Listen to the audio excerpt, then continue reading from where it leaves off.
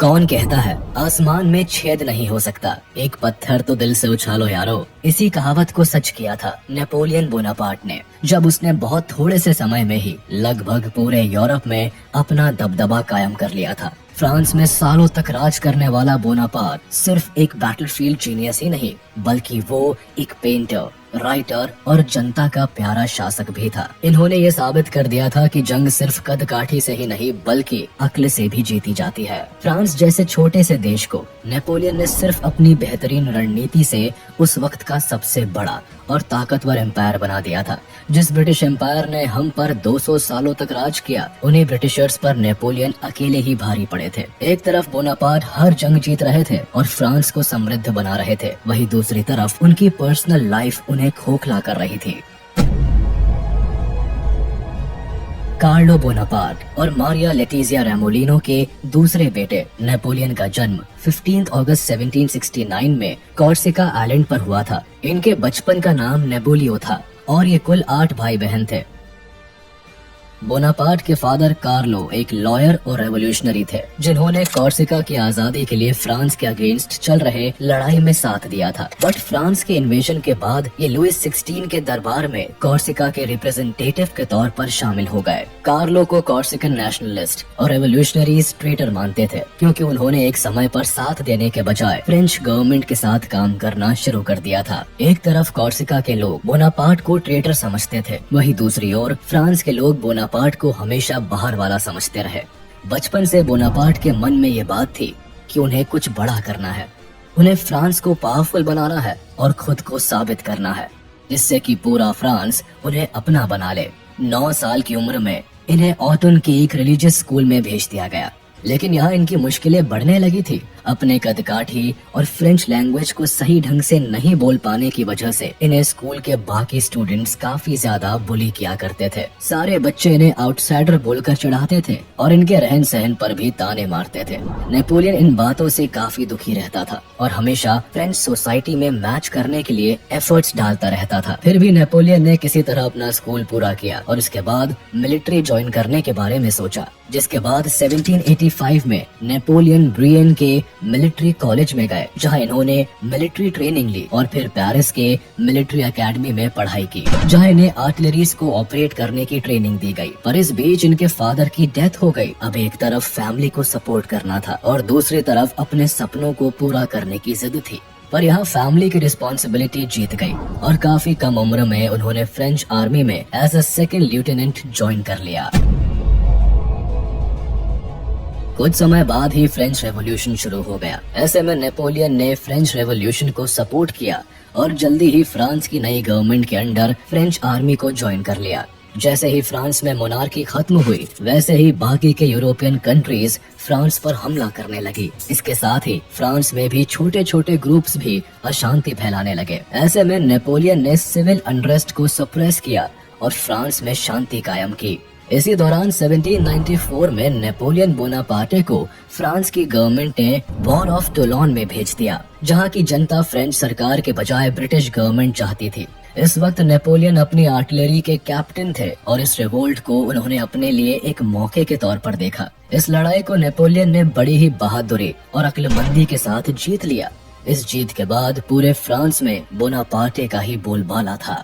ठीक 1 साल बाद 1795 में नेपोलियन को पर्शिया भेज दिया गया और पर्शिया की सिविल वॉर में इन्होंने हीरोइक काम किया और इसके बाद यूरोप के दूसरे देशों में भी नेपोलियन का बोलबाला हो गया। 1792 से लेकर 1797 तक फ्रांस, ऑस्ट्रिया और इटली के साथ the war of the first coalition में उलझा था। इस वॉर में नेपोलियन को भी लीड करने का मौका मिला, लेकिन एक प्रॉब्लम थी, वो ये कि नेपोलियन को जो आर्मी ट्रूप्स मिले थे वो कमजोर और डिमोटिवेटेड थे।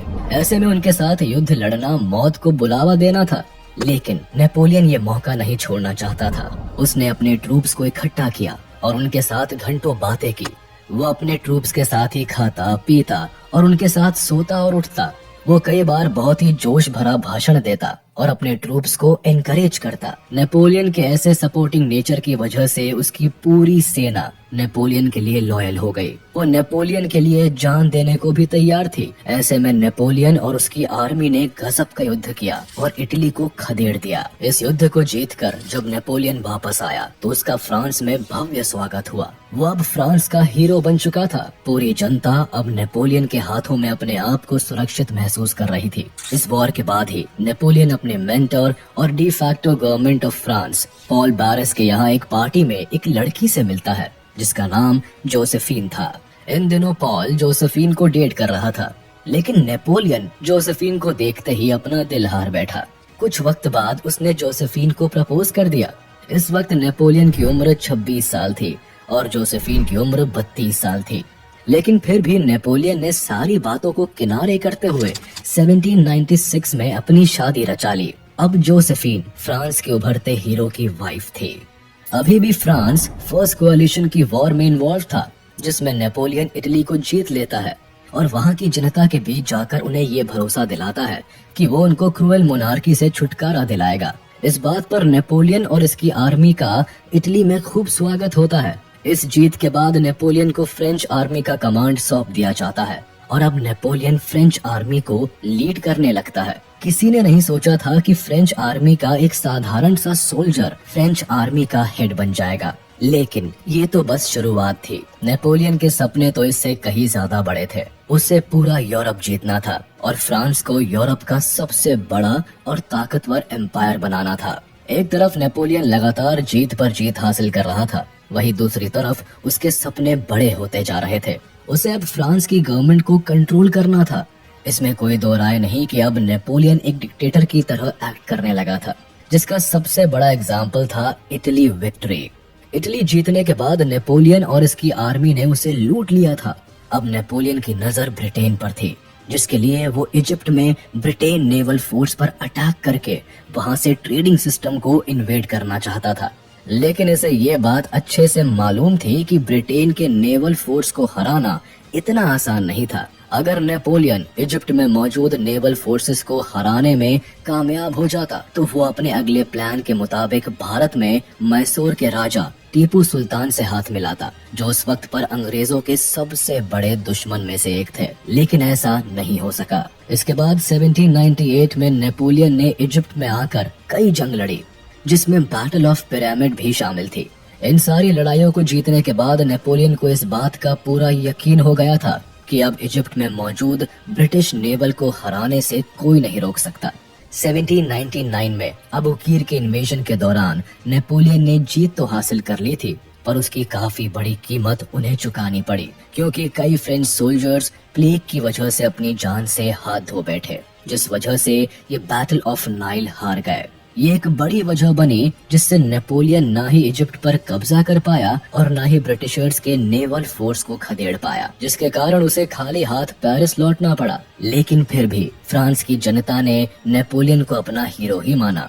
नेपोलियन कई बार अपनी पेंटिंग्स बनवाता और खुद को फ्रांस का सबसे वर्दी एडमिनिस्ट्रेटर के तौर पर स्टैब्लिश करने की कोशिश करता रहता। फ्रेंच रेवोल्यूशन होने के बाद टेम्पररी गवर्नमेंट, जिसे डायरेक्टरी कहा जाता था, वो फ्रांस को चला रही थी। लेकिन इसमें कोई दो राय नहीं कि डायरेक्टरी की कमजोर पॉलिसीज फ्रांस में इकोनॉमिक और पॉलिटिकल स्टेबिलिटी नहीं स्टैब्लिश कर पा रही थी। उन दिनों नेपोलियन लगातार यूरोप के देशों को जीत रहा था और उसकी इमेज फ्रांस के लोगों में काफी अच्छी बनती जा रही थी। नेपोलियन को भी इस बात का एहसास था कि डायरेक्टरी कमजोर लोगों के हाथ में है और फ्रांस को आगे बढ़ने के लिए एक स्टेबल गवर्नमेंट की जरूरत है। उसने इस पॉलिटिकल वैक्यूम को एक अपॉर्चुनिटी के तौर पर देखा और फ्रांस के लोगों के सामने एक संविधान प्रस्तुत किया। दरअसल फ्रांस में रेवोल्यूशन तो हो गया था, लेकिन लोगों को अब ये पता नहीं था कि देश कैसे चलाया जाएगा। जब नेपोलियन ने लीड लिया और संविधान पेश किया तो फ्रांस के लैंडलॉर्ड्स और एलीट क्लास के लोग तुरंत ही नेपोलियन के फेवर में आ गए।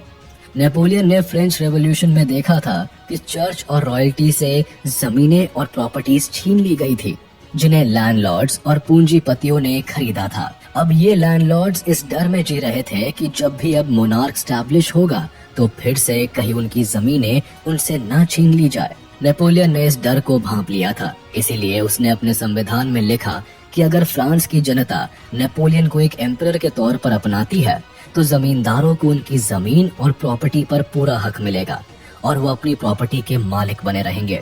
ऐसा सुनते ही फ्रांस के सारे एलीट नेपोलियन की तरफ हो गए। इसके बाद पूरे फ्रांस की जनता नेपोलियन के हाथों में अपना भविष्य सुरक्षित महसूस करने लगे, क्योंकि नेपोलियन एक निडर और साहसी सोल्जर था जिसे वॉर्स में हराना पूरे यूरोप को भारी पड़ रहा था। इस वक्त पूरी आर्मी की कमान नेपोलियन के हाथों में थी, जिसका इस्तेमाल करते हुए इसने डायरेक्टरी को डिसॉल्व कर दिया और 3 प्रोविजनल कॉन्सुल को बनवाया, जिसमें इन्होंने खुद को फर्स्ट कॉन्सुल डिक्लेयर कर दिया। ये कॉन्सुलेट ही अब फ्रांस की सरकार थी और नेपोलियन इस सरकार के लीडर बन गए थे। और इस तरह 1799 में नेपोलियन पूरे फ्रांस का फर्स्ट कॉन्सुल बन गया। या तो यूँ कहे कि नेपोलियन अब फ्रांस का डिक्टेटर बन गया। एक तरफ फ्रांस की गद्दी हाथ में आई थी और दूसरी तरफ नेपोलियन बाकी के यूरोपियन कंट्रीज को कॉन्कर करके यूरोप का बादशाह बनना चाहता था, जो कि बाकी के यूरोपियन देशों के मोनार्क को मंजूर नहीं था। दरअसल जैसे ही फ्रांस में मोनार्की को खत्म किया गया, वैसे ही बाकी यूरोपियन देश फ्रांस को दुश्मन समझ बैठे। उन्हें डर था कि कहीं उनके देश की जनता भी ना उनके खिलाफ खड़ी हो जाए। ऐसे में सबसे पहले ऑस्ट्रिया ने फ्रांस को धमकाने की कोशिश की। उन दिनों ऑस्ट्रियन एम्पायर फ्रांस के सबसे बड़े एम्पायर्स में से एक समझा जाता था, लेकिन नेपोलियन इन कोड़ी धमकियों से कहां डरने वाला था। उसने तुरंत ही ऑस्ट्रिया के अगेंस्ट युद्ध छेड़ दिया।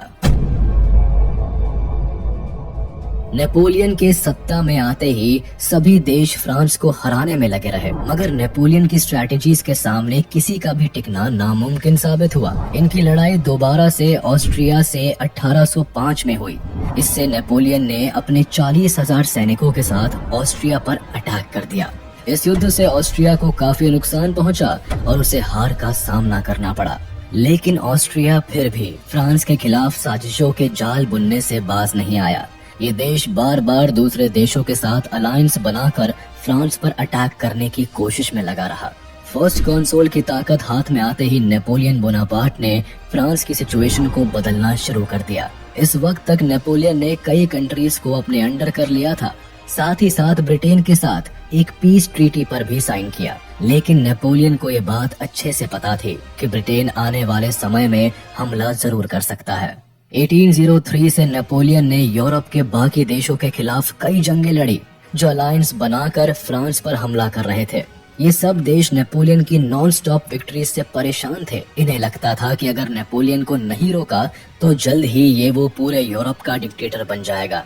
लेकिन नेपोलियन को किसी बात का डर नहीं था। वो लगातार यूरोपियन अलायंस देशों को मुंह तोड़ जवाब देता रहा। नेपोलियन के सामने सबसे बड़ी मुसीबत थी ब्रिटेन, ऑस्ट्रिया और रशिया का गठबंधन, जिसका जवाब युद्ध में देना इसके लिए भारी पड़ रहा था।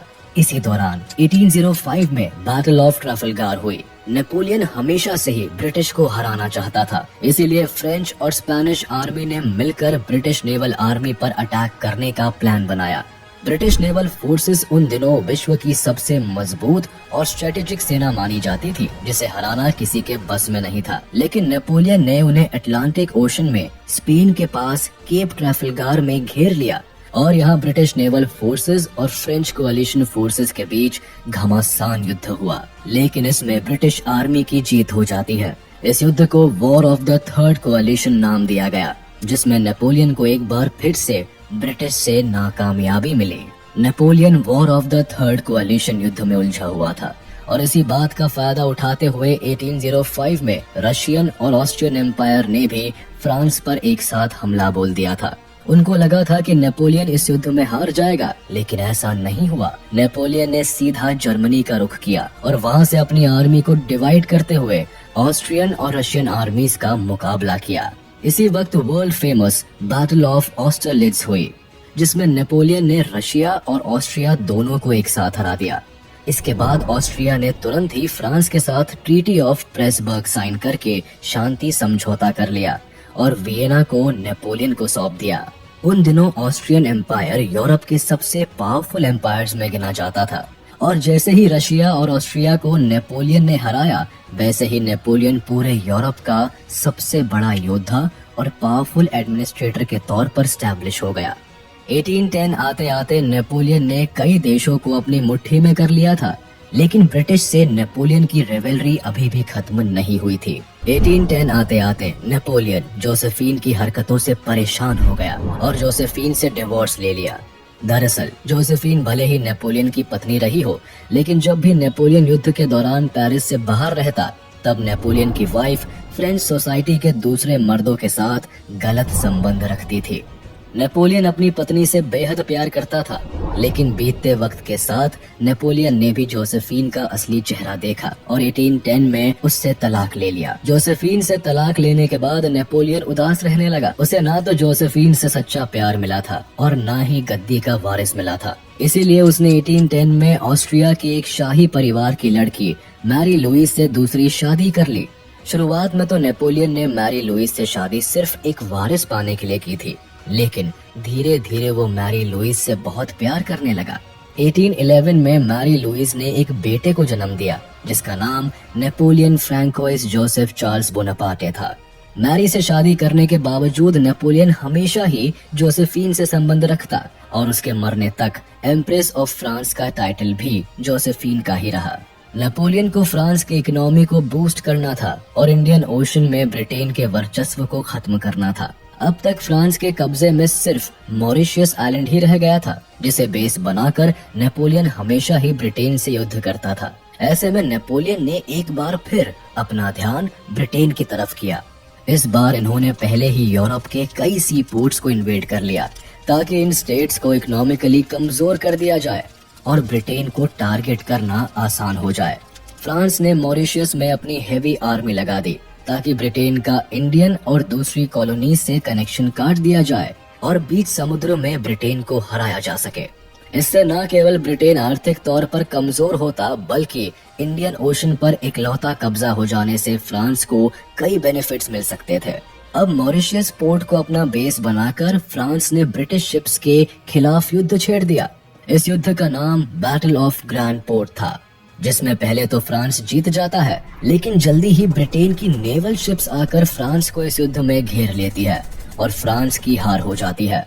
इस युद्ध के बाद फ्रांस का इकलौता पोर्ट जो इंडियन ओशन में था, उसे भी ब्रिटेन अपने कब्जे में ले लेता है।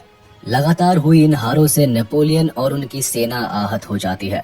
नेपोलियन को ये लग जाता है कि ब्रिटिश नेवल आर्मी को हराना मुश्किल है। तब वो अपना ध्यान दोबारा से रशियन एम्पायर पर करता है। नेपोलियन को लगा कि अगर रशिया को जीत लिया जाएगा तो फ्रांस की इकोनॉमी बूस्ट होगी और आर्मी को भी कॉन्फिडेंस मिलेगा। इधर ब्रिटेन, ऑस्ट्रिया और फ्रांस के बीच हो रहे लगातार युद्ध को देखते हुए रशिया अपने आप को यूरोप से अलग कर लेता है। उसे लगता है कि इस तरफ फ्रांस रशिया पर हमला नहीं करेगा और रशियन एम्पायर को अलायंस से भी मुक्ति मिल जाएगी। नेपोलियन 1812 में अपने 5 लाख सैनिकों को लेकर रशिया पर अटैक कर देता है। चूंकि रशिया ने अपने आप को यूरोप से अलग करके सारे अलायंसेस को तोड़ लिया था, तो ऐसे में नेपोलियन अज्यूम करता है कि उसकी जीत होकर रहेगी, क्योंकि एक तरफ उसके पास 5 लाख सैनिक थे, वहीं दूसरी तरफ रशियन एम्पायर अकेले इतना मजबूत नहीं था कि फ्रांस से लड़ सके। लेकिन रशिया ने दूसरा ही आइडिया लगा रखा था। इनकी आर्मी नेपोलियन से वॉर करने की बजाय रशिया के इंटीरियर इलाकों में जा छुपी। ऐसे में नेपोलियन की आर्मी बेधड़क रशिया के शहरों को कब्जा करते हुए आगे बढ़ रही थी। नेपोलियन ने रशिया में बर्फ गिरने के दौरान भी इन्वेजन जारी रखा और मॉस्को जीत कर ही दम लिया। लेकिन मॉस्को जीतना नेपोलियन की आर्मी पर भारी पड़ गया। जैसे ही नेपोलियन आर्मी मॉस्को पर जीत हासिल करके निकली, वैसे ही रशियन आर्मी ने रिटेलिएट कर दिया। नेपोलियन के आधे से ज्यादा सैनिक भारी बर्फ और सर्दी के मारे मर चुके थे और जो बचे थे वो बेहद कमजोर, थके हुए और जीत के गुमान में चल रहे थे। ऐसे में नेपोलियन की आर्मी जब वापस लौटने लगी तो रशियन आर्मी इन पर भारी पड़ी। वहाँ की भयानक ठंड में फ्रेंच आर्मी का सरवाइव करना बेहद मुश्किल हो गया और 5 लाख में से सिर्फ 1 लाख सोल्जर्स ही वापस लौटकर फ्रांस आ पाए। इस लड़ाई के बाद ना तो केवल नेपोलियन की हार हुई, बल्कि उसके असली एसेट्स जो उसके सैनिक थे वो भी मारे गए। दूसरी तरफ रशियन आर्मी ने जब फ्रांस को हरा दिया, तब अचानक रातों रात वो पूरे यूरोप में फेमस हो गए। क्योंकि ब्रिटिश नेवल आर्मी के सिवा नेपोलियन दूसरे किसी भी देश से नहीं हारा था। ऐसे में रशियन आर्मी एक मजबूत सेना बनकर उभरी। इस जीत के बाद रशिया को अब नेपोलियन से डर भी नहीं रहा। उल्टा रशिया फिर से अलायंसेस बनाने लगा जिससे कि फ्रांस को हराया जा सके। रशिया इन्वेजन में हुई हार ने नेपोलियन को अंदर से तोड़ कर रख दिया था। धीरे धीरे वो कमजोर पड़ने लगा। नेपोलियन की कमजोरी अब पूरे यूरोप को पता चल रही थी। ऐसे में ऑस्ट्रिया, जो कि फ्रांस का सबसे पुराना दुश्मन था, वो कैसे पीछे रहता। इसीलिए उन्होंने तुरंत ही बाकी के देशों के साथ मिलकर फ्रांस पर अटैक करने का प्लान बनाया। 1813 में जर्मन स्टेट्स ने रशिया, प्रूशिया, ऑस्ट्रिया और स्वीडन के साथ मिलकर फ्रांस पर हमला कर दिया। इस वॉर को बैटल ऑफ लाइप्जिग और जर्मन कैंपेन ऑफ 1813 का नाम दिया गया। अभी अभी फ्रांस रशियन इन्वेजन में हार से आहत था। ऊपर से लाखों सैनिक के रशियन इन्वेजन में मारे जाने के कारण फ्रांस में कम सैनिक बचे थे। दूसरी तरफ जर्मनी ने जब कई बड़े एम्पायर्स को मिलाकर नेपोलियन पर अटैक किया तो नेपोलियन इस युद्ध में बुरी तरह हार गया। ये युद्ध ट्रीटी ऑफ पेरिस के साथ मई 1814 में खत्म हुआ और इसके बाद फ्रांस पर कोएलिशन फोर्स ने कब्जा कर लिया। इस युद्ध के बाद अलायंस कंट्रीज ने नेपोलियन बोनापार्टे को फ्रांस से एग्जाइल दे दिया गया। इसके बाद एलाइड फोर्सेस ने फ्रांस में दोबारा से मोनार्क स्टैब्लिश करने के लिए लुइस 18 को फ्रांस का राजा बना दिया। नेपोलियन को एग्जाइल के तौर पर इटालियन कोस्ट पर मौजूद आइलैंड ऑफ एल्बा भेज दिया गया और इनकी लेकिन एक साल के अंदर ही 26 फरवरी 1815 में नेपोलियन एल्बा से भागकर फ्रांस पहुंच गए, जहां इनके काफी सपोर्टर्स मौजूद थे। फिर से राजशाही आते ही फ्रांस की आम जनता और एलीट क्लास के लोग दुखी हो गए थे। लोग ऐसा नहीं चाहते थे, उन्हें वापस से नेपोलियन ही चाहिए था। ऐसे में नेपोलियन के आते ही फ्रांस के नए किंग लुइस 18 को वहां से जाना पड़ा और फिर नेपोलियन ने फ्रांस की ताकत को वापस से बढ़ाने के लिए 100 डेज कैंपेन शुरू किया। नेपोलियन के वापस आते ही यूरोप के बाकी देशों की हालत खराब होती चली गई। ऐसे में ब्रिटेन, रशिया, ऑस्ट्रिया और प्रूशिया ने एक कोएलिशन फोर्स बनाई। इधर नेपोलियन ने भी अपनी आर्मी बनानी शुरू कर दी, जिसका मकसद एलाइड फोर्सेस को खत्म करके पूरे यूरोप पर अपना कब्जा जमाना था। लेकिन नेपोलियन के लिए एक बार फिर से सब कुछ पा लेना इतना आसान नहीं था। नेपोलियन ने 1815 के जून में बेल्जियम पर हमला किया, जहां ब्रिटिश और प्रूशियन ट्रूप्स को नेपोलियन ने हरा दिया। इस जीत के बाद नेपोलियन ने आगे बढ़ते हुए प्रूशियंस को बैटल ऑफ लिग्नी में भी हराया। यहाँ नेपोलियन को भरोसा हो गया कि वो वापस पूरे यूरोप को जीत सकता है। लेकिन उसके इन सभी ख्वाबों पर तब पानी फिर गया जब 18 जून को बैटल ऑफ वाटरलू में फ्रांस को हार का मुंह देखना पड़ा। ये हार नेपोलियन को बर्दाश्त नहीं हुई। ये इनकी जिंदगी की आखिरी वॉर साबित हुई, जिसके बाद सजा के तौर पर नेपोलियन को अटलांटिक ओशन में मौजूद सेंट हेलेना आइलैंड पर भेज दिया गया, जहां 5 मई 1821 को उन्होंने हमेशा के लिए दुनिया को अलविदा कह दिया। नेपोलियन बोनापार्टे दुनिया से तो चला गया, लेकिन फ्रांस की जनता के दिल से ये योद्धा कभी नहीं गया। उनके लिए नेपोलियन हमेशा के लिए एक लेजेंड बन गया, जो पूरी दुनिया को जीतने की ताकत रखता था। नेपोलियन बोनापार्टे की जिंदगी आज भी कई लोगों के लिए किसी इंस्पिरेशन से कम नहीं है, और यही एक बहुत बड़ी वजह है नेपोलियन का नाम दुनिया के सबसे महान एम्परर्स में गिना जाता है।